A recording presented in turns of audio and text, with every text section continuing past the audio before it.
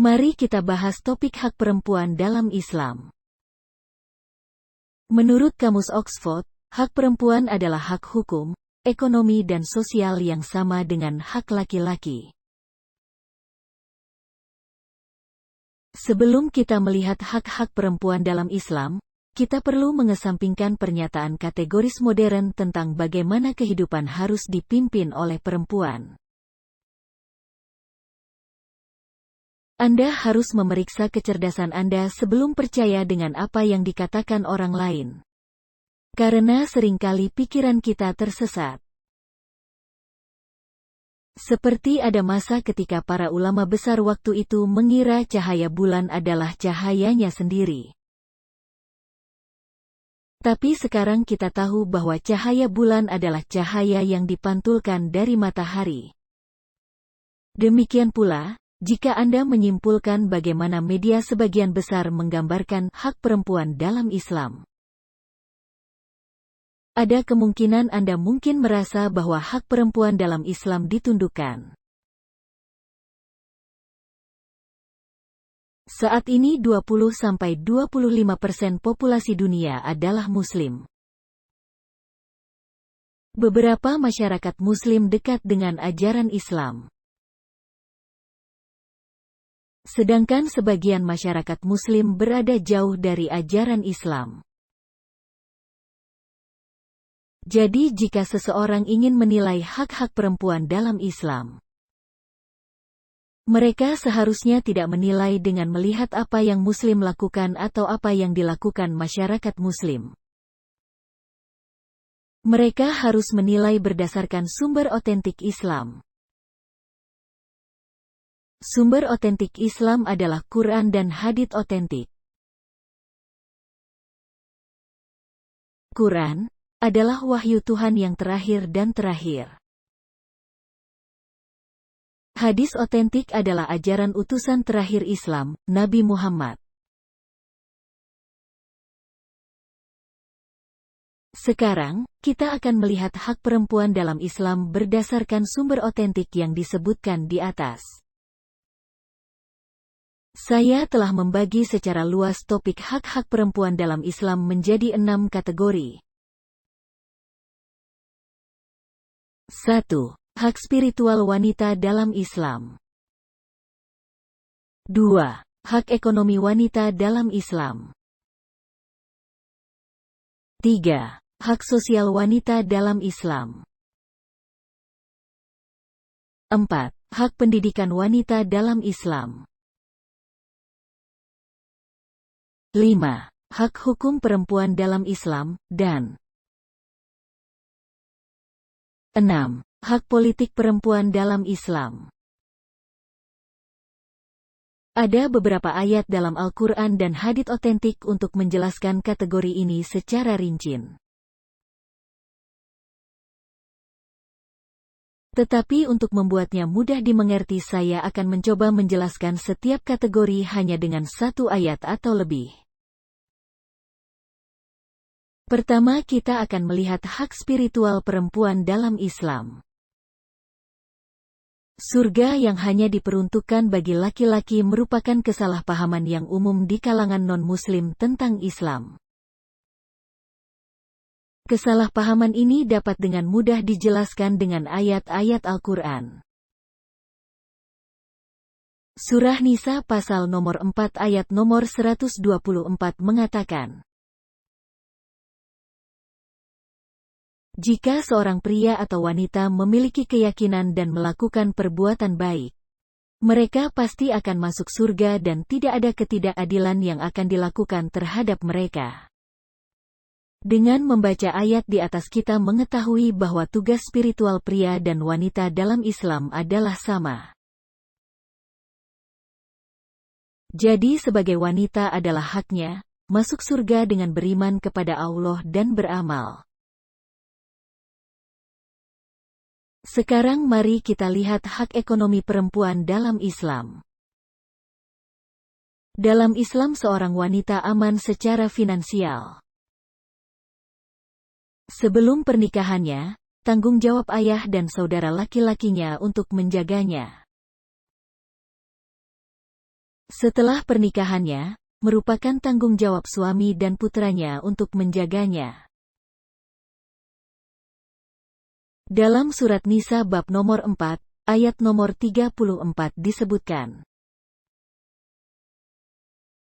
laki-laki adalah pengasuh perempuan dan tanggung jawab mereka untuk mendukung mereka secara finansial.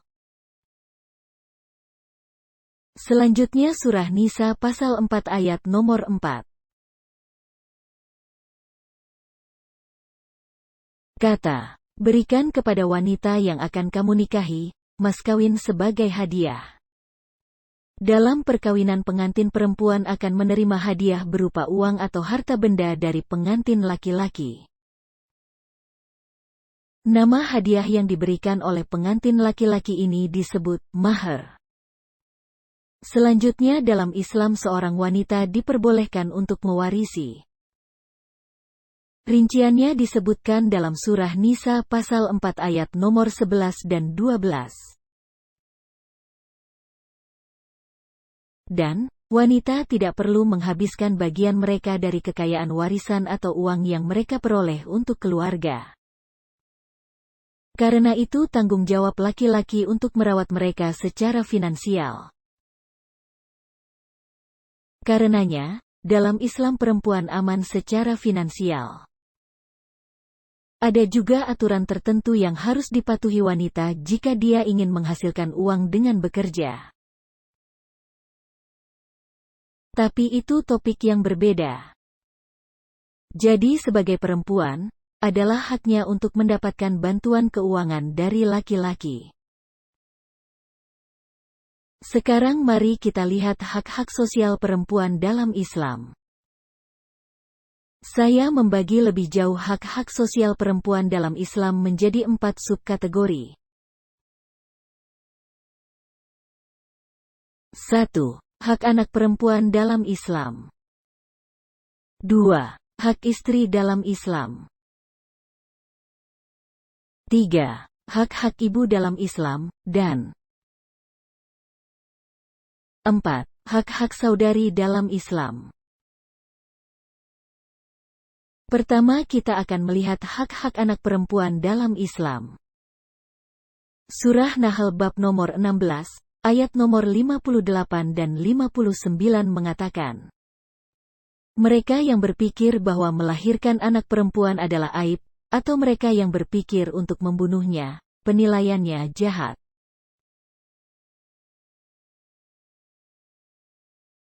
Ada hadits otentik dalam hadits Sunan Ibn Majah nomor 3670.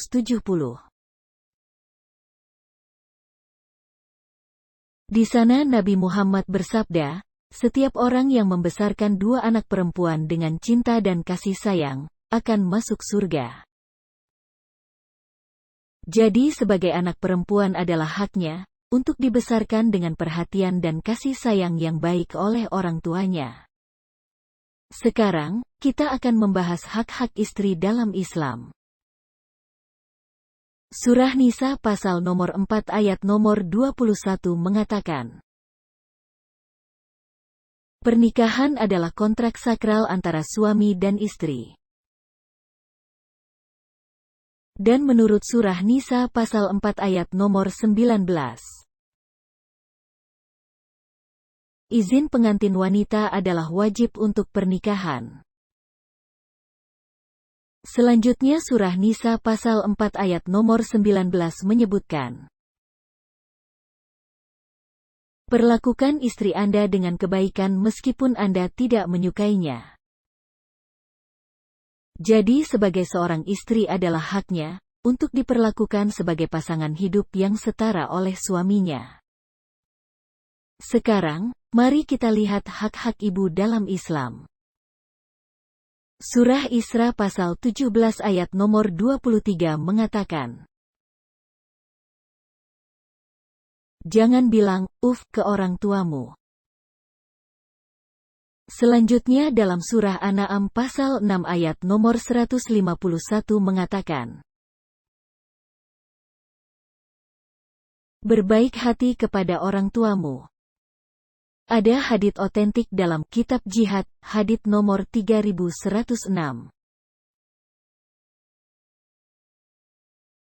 Di sana Nabi Muhammad bersabda, surga terletak di bawah kaki ibumu. Jadi sebagai ibu adalah haknya untuk diperlakukan dengan lebih banyak cinta dan kasih sayang oleh anak-anaknya. Sekarang, mari kita lihat hak-hak seorang suster dalam Islam. Surah Taubah nomor 9 ayat nomor 71 mengatakan, pria dan wanita yang percaya adalah pendukung satu sama lain. Mereka harus saling mendorong dalam beramal, membayar zakat, berpuasa dan menaati Allah dan Rasul-Nya. Dan mereka juga harus saling mendorong untuk melarang kejahatan. Itu berarti bahkan jika pria dan wanita yang beriman tidak berhubungan satu sama lain, mereka harus saling mendukung secara sosial seperti saudara laki-laki dan perempuan. Jadi sebagai seorang saudara perempuan itu adalah haknya, untuk diberi dukungan sosial oleh saudara laki-lakinya. Sekarang, mari kita bahas hak pendidikan perempuan dalam Islam. Bimbingan pertama yang diwahyukan Allah kepada seluruh umat manusia di dalam Al-Quran bukanlah tentang salat atau amal atau puasa. Tapi itu tentang Iqra. Iqra artinya membaca, mewartakan, mengulang. Al-Quran mengatakan ini dalam surah Iqra bab nomor 96, ayat nomor 1. Jadi petunjuk pertama yang diberikan oleh Allah dalam Al-Quran adalah membaca. Itu dimaksudkan untuk pria dan wanita. Selanjutnya hadits otentik dari Ibn Ma'ajah hadits nomor 224 mengatakan, setiap pria atau wanita muslim wajib memperoleh pendidikan. Dan jika kita membaca Sahih Bukhari kita mengetahui bahwa Nabi Muhammad mendedikasikan waktu khusus untuk mendidik hanya para wanita. Dia juga mengirim para sahabat untuk mendidik para wanita secara khusus. Karena itu, bahkan selama hari-hari kebodohan, ada beberapa contoh wanita hebat yang merupakan ulama. Contoh terbaik adalah Aisyah bin Abi Bakar. Dia telah mengajar lebih dari 88 ulama yang berbeda dan lebih dari 2.210 hadits diriwayatkan berdasarkan otoritasnya. Contoh lainnya adalah Salma, yang dianggap sebagai wanita paling intelektual dan terpelajar. Contoh lainnya adalah Fatimah bin Qais, yang dianggap sebagai wanita yang sangat berpengetahuan. Contoh lainnya adalah Safiyah, yang dianggap sebagai wanita paling intelektual. Contoh lainnya adalah Sulaim, yang dianggap sebagai wanita yang berwibawa dan cerdas. Contoh lainnya adalah Syeda Nafisa, yang mengajar banyak ulama termasuk Imam Syafi'i. Contoh lain adalah Aisyah binti Sa'ad ibn Abi Waqqas, yang mengajar banyak ulama termasuk Imam Malik. Saat itu orang jarang berpendidikan. Namun dalam Islam kita melihat beberapa contoh wanita yang merupakan ulama yang hebat. Jadi sebagai perempuan adalah haknya, untuk dididik oleh orang tua, saudara atau walinya. Sekarang, mari kita bahas hak hukum perempuan dalam Islam. Dalam Islam secara hukum pria dan wanita adalah setara. Menurut hukum kesetaraan, yang dikenal dengan qisas, disebutkan dalam surah Baqarah pasal 2 ayat nomor 178 dan 179 berbunyi. Hukumannya sama bagi keduanya untuk kejahatan yang sama. Misalnya, jika seorang pria membunuh seorang wanita maka pria tersebut dijatuhi hukuman mati dan jika seorang wanita membunuh seorang pria maka wanita tersebut dijatuhi hukuman mati. Selanjutnya Surah Maidah pasal 5 ayat nomor 38 hari. Jika pencuri terbukti bersalah, baik laki-laki atau perempuan, tangan mereka harus dipotong. Lebih lanjut, Surah Nur pasal 24 ayat nomor 2 mengatakan, jika seorang pelaku percabulan terbukti bersalah, baik laki-laki atau perempuan, mereka harus menerima 100 cambuk sebagai hukuman.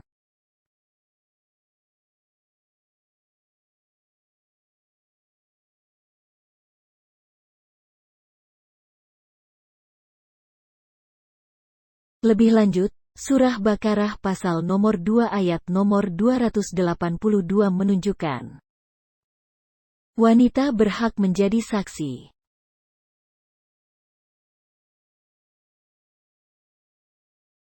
Lebih lanjut, Surah Nur pasal 24 ayat nomor 4 mengatakan, jika seseorang melontarkan tuduhan terhadap kesucian dan kesederhanaan seorang wanita dan tidak membawa 4 orang saksi, beri mereka hukuman 80 cambuk.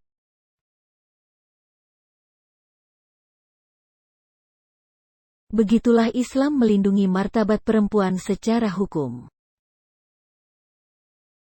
Jadi sebagai perempuan adalah haknya untuk bermartabat dan diperlakukan sama oleh hukum. Sekarang, mari kita bahas hak politik perempuan dalam Islam. Untuk menjelaskan otoritas politik perempuan dalam Islam, saya akan menceritakan sebuah kejadian yang terjadi pada masa rezim Umar, yang merupakan kekhalifahan kedua dalam Islam. Ini disebutkan dalam Musannaf Abdi al-Razak 10420. Saat diskusi tentang mahar di masjid, Umar meminta para wanita untuk tidak menuntut mahar dalam jumlah yang sangat banyak dari pria untuk dinikahi. Saat itu seorang wanita dari baris terakhir masjid keberatan dengan hal tersebut. Dan, dia merujuk surah Nisa pasal 4 ayat nomor 20. Dan dia bertanya, ketika Allah tidak menempatkan batas atas pada mahar, mengapa Umar meminta mereka untuk menempatkan batas atas? Mendengar hal ini, Umar Khalifah Islam kedua, setuju apa yang dikatakannya salah dan segera mencabut pernyataannya.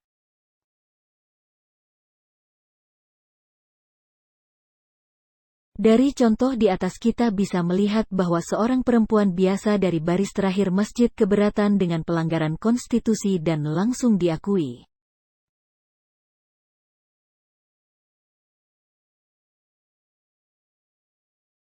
Jadi sebagai perempuan adalah haknya untuk menyampaikan pendapatnya kepada penguasa. Sejauh ini, kami telah melihat semua kategori tentang hak-hak perempuan dalam Islam dari sumber otentik.